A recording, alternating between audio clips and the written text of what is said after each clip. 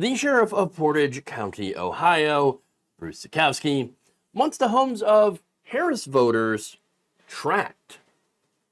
Posted this message on Facebook over the weekend. When people ask me what's going to happen if the flip-flopping laughing hyena wins, meaning Kamala Harris, I say write down all the addresses of the people who had her signs in their yards, so when the illegal human locust, which she supports, need places to live, we'll already have the addresses of their new families who supported their arrival. Now you can see, of course, there's a bunch of stills from Fox News about so-called migrant crime, which is not actually happening. The Republican Party's racist. Now that post was met with widespread backlash and alarm in the community, so much so that the tough guy Zukowski had to shut off comments. Because, you know, free speech and all. What's the matter? What's the matter? Yo, you getting too much pushback there? Now, according to the local newspaper, The Portager, at least two comments were left by residents saying that they would be tracking down the homes of Harris supporters. One replied with the name and street of a person they claimed was a Harris supporter and said, "I'll add that name to the list." Making a list and checking it twice, said another. Yeah, oh no, totally not creepy and weird at all. No, making lists of the homes of your political opponents? Yeah, all right. Now, of course, in response to the post, you had another Portage County Commissioner, Tony Badalamenti, announcing his resignation, saying this, quote, "It's not the leadership I want to be a part of." Zukowski posted that we should all copy down the addresses of the people that display political signs, which are different from our beliefs. It scares people. It's called bullying, from the highest law enforcement official in Portage County. Yeah, I mean, it's true.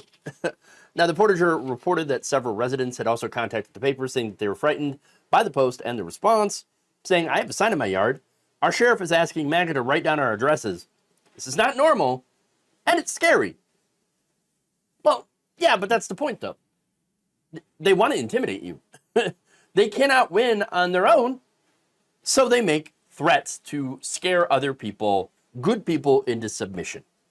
And now, of course, it's absolutely disgusting. That said, after he got called out, did he apologize? Oh no, he doubled down. "As Chief Law Enforcement Officer of Portage County, I've sworn to protect all citizens of my county. Recently, I placed a post on my personal Facebook page that may have been a little misinterpreted." How do you misinterpret that? You're urging people, based on a lie, to your followers to write down the names and addresses of your political opponents. How is that misinterpreted? He continues, "I, as the elected sheriff, do have a First Amendment right, as do all citizens.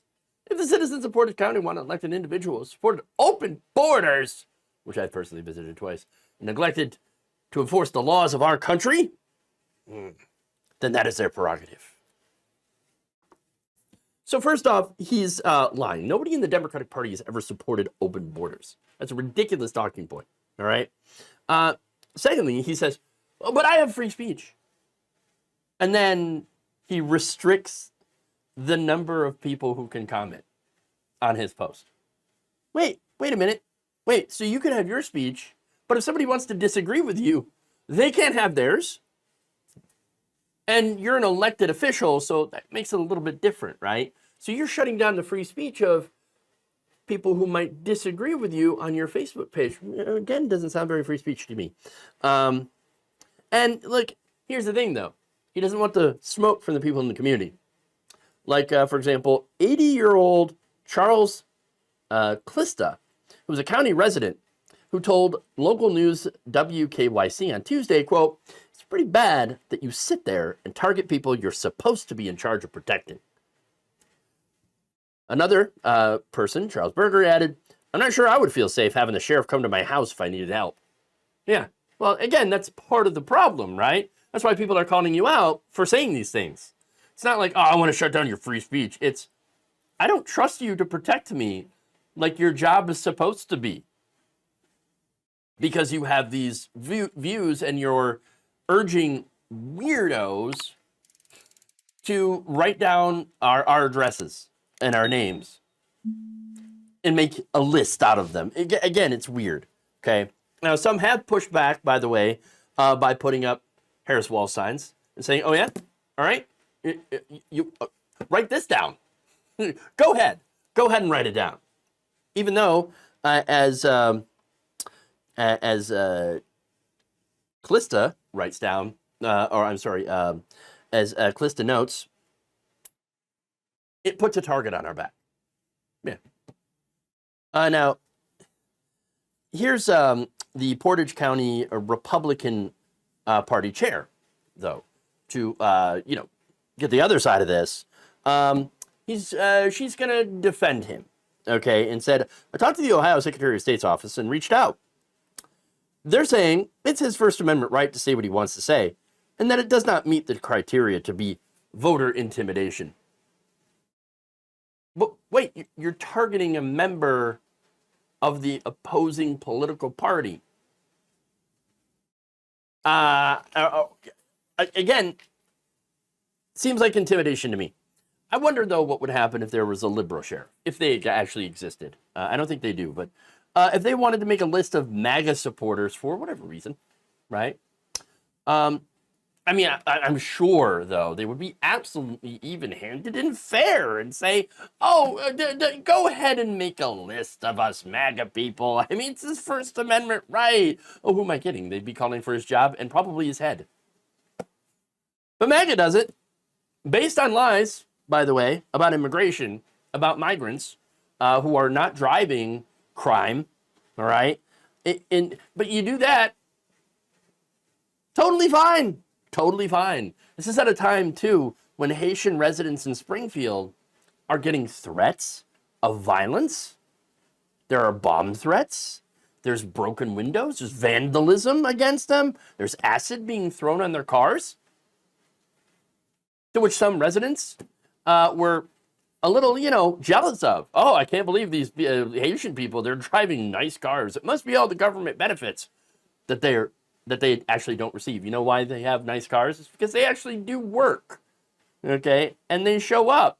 And you have factory owners, and you have business owners that are like, "Haitians are some of our best employees."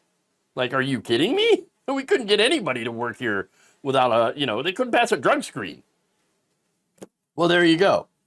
So, nonetheless, you have these Haitian migrants, these residents, that are working hard and helping to rebuild a community that are getting threatened because of speech, like what this an elected official is repeating.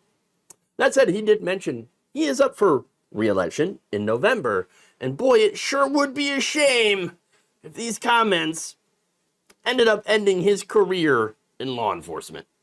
Thank you for watching. If you enjoyed this video, please like, share, subscribe, hit the bell icon in order to get notified whenever a new video is released. And if you want to support independent, progressive media through this difficult time where it seems like everybody is shutting down, you can become a member on our YouTube page, you can become a subscriber on Facebook, or you can go to my Patreon. It's patreon.com/Jeff Waldorf. Thank you.